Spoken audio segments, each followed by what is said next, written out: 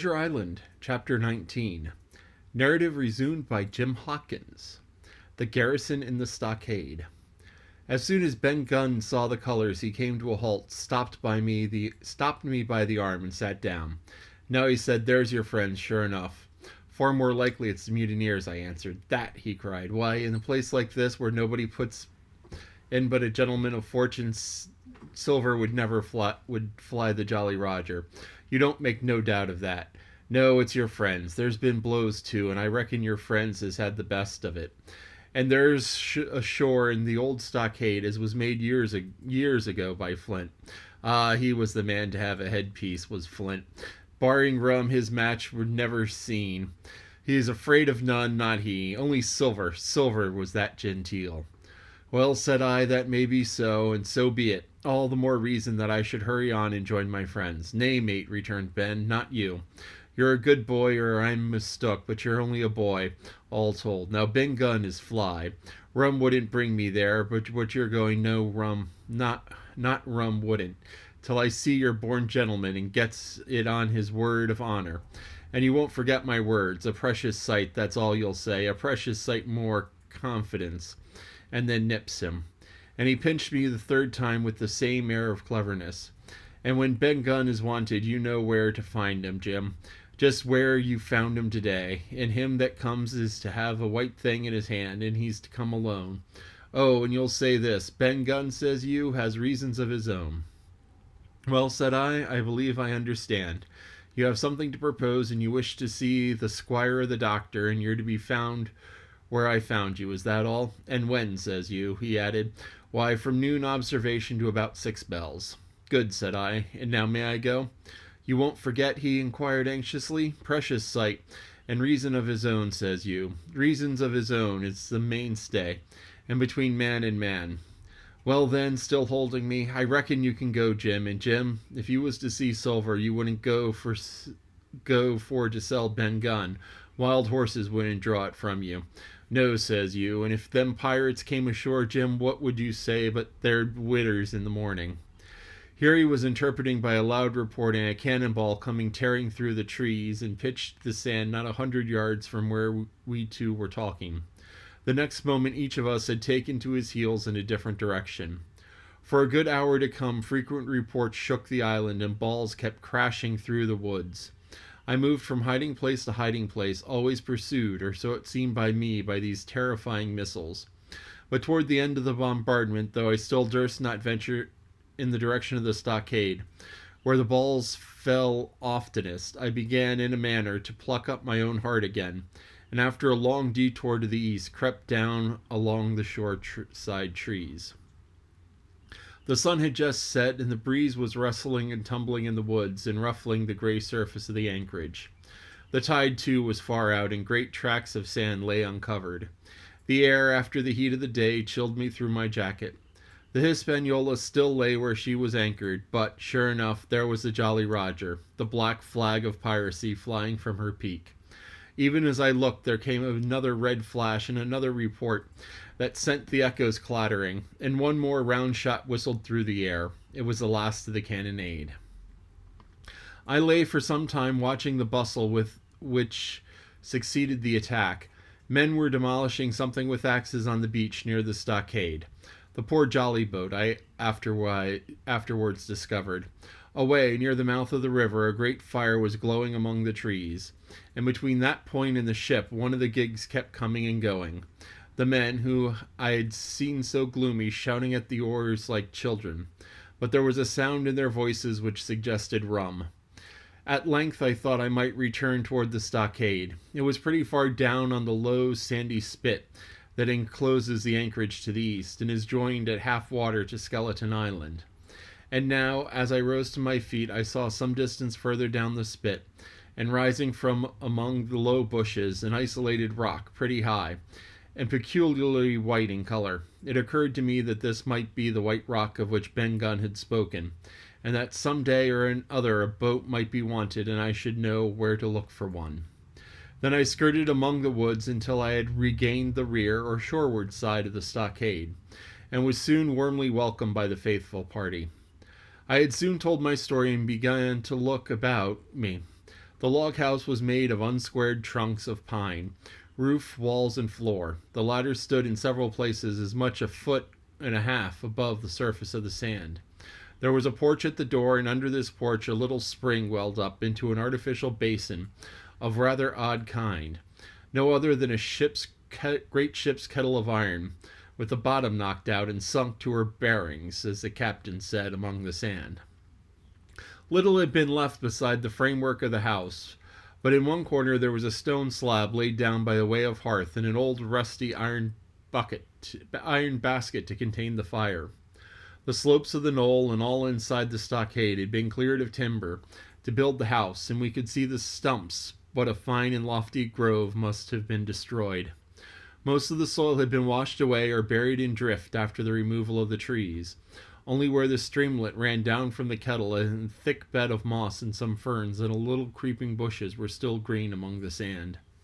Very close to the stockade, too close for defense, they said, the woods still flourished high and dense, all of fir on the land side, but toward the sea with a large admixture of live oaks. The cold evening breeze of which I had spoken whistled through every chink of the rude building and sprinkled the floor with a continual rain of fine sand. There was sand in our eyes, sand in our teeth, sand in our suppers, sand dancing in the spring at the bottom of the kettle, for all the world like porridge beginning to boil.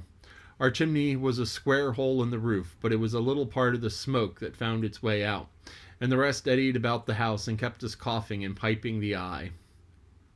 Add to this that Gray, the new man, had his face tied up in a bandage for a cut he had got in breaking away from the mutineers, and that poor Tom Redruth, still unburied, lay along the wall, stiff and stark, under the Union Jack. If we had been allowed to sit idle, we should all have fallen into the blues, but Captain Smollett was never a man for that. All hands were called up before him, and he divided us into watches.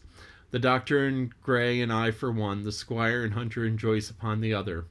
Tired though we all were, 2 were sent out for firewood, and 2 were set to dig a grave for Redruth. The doctor was named cook, and I was put sentry at the door, and the captain himself went from one to another, keeping our spirits and lending a hand whenever it was wanted. From time to time the doctor came to the door for a little air and to rest his eyes, which were almost smoked out of his head, and whenever he did so he had a word for me. "That man Smollett," he said once, "is a better man than I am, and when I say that it means a great deal, Jim."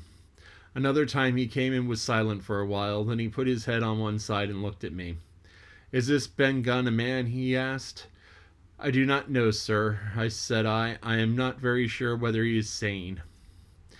"If there's any doubt about the matter, he is," returned the doctor. "A man who has been 3 years biting his nails on a desert island, Jim, can't expect to appear as sane as you or me. It doesn't lie in the human nature. Was it cheese you said he had a fancy for?" "Yes, sir, cheese," I answered. "Well, Jim," says he, just see the good that comes of being dainty in your food. You've seen my snuff box, haven't you? You've never seen me take snuff. The reason being that my snuff box I carry a piece of parmesan cheese, a cheese made in Italy, very nutritious. Well, that's for Ben Gunn." Before supper was eaten, we buried old Tom in the sand and stood round him for a while bareheaded in the breeze. A good deal of firewood had been got in, but not enough for the captain's fancy, and he shook his head over it and told us we must get back tomorrow rather livelier. Then, when we had eaten our pork and each had a good stiff glass of brandy grog, the 3 chiefs got together in a corner to discuss our prospects. It appears they were at their wits' end what to do, the stores being so low that we must have been starved into surrender long before help came. But our best hope, it was decided, was to kill off the buccaneers until either they hauled down their flag or ran away with the Hispaniola. From 19 they were reduced to 15. 2 others were wounded, and 1 at least, the man shot beside the gun, severely wounded, if he were not dead. Every time we had a crack at them, we were to take it, saving our own lives with the extremest care. And beside that, we had 2 able allies, rum and the climate.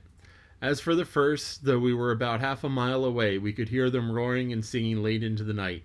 And as for the second, the doctor staked his wig that, camped where they were in the marsh and unprovided with remedies, the half of them would be on their backs before a week. So, he added, If we're not all shot down first, they'll be glad to be a pack in the schooner. It's always a ship, and they can get to buccaneering again, I suppose. First ship that I ever lost, said Captain Smollett. I was dead tired, as you may fancy, and when I got to sleep, which was not till after a great deal of tossing, I slept like a log of wood.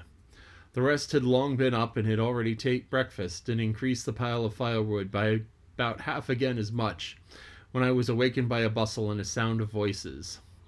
Flag of truce, I heard someone say, and then immediately afterward, with a cry of surprise, Silver himself. And at that, I jumped and rubbed my eyes and ran to a loophole in the wall. This is the end of chapter 19. Wow. Now, I told you what the loopholes were for. The loopholes were originally designed to shoot people through. So Jim's running to the loophole, but not with a gun. It makes a great thing to spy through. And he's going to look and see Silver. Silver's coming under a flag of truce, which sometimes was honored by pirates and sometimes not. So, you know, do you trust the flag of truce? Maybe. If it's Silver on his own, then yeah, maybe trust it. Expect an ambush outside, but yeah, so Jim's inside. Ben Gunn is still outside, so maybe he's going to get in. The doctor heard that he likes cheese and so saved a special piece of Parmesan for him. Now, Parmesan is a great hard cheese. It's often grated up on top of stuff. So, you have grated Parmesan on top of whatever. But it's very flavorful. Very, very strong flavored. But it's also it's not like a moldy flavor. Some strong flavored cheeses taste moldy and some taste medicinal and some just taste funky. But Parmesan is like the cheese of cheeses. So he saved him some Parmesan cheese, which is great. So, boy, Silver's coming up. I wonder what's going to happen. Ooh.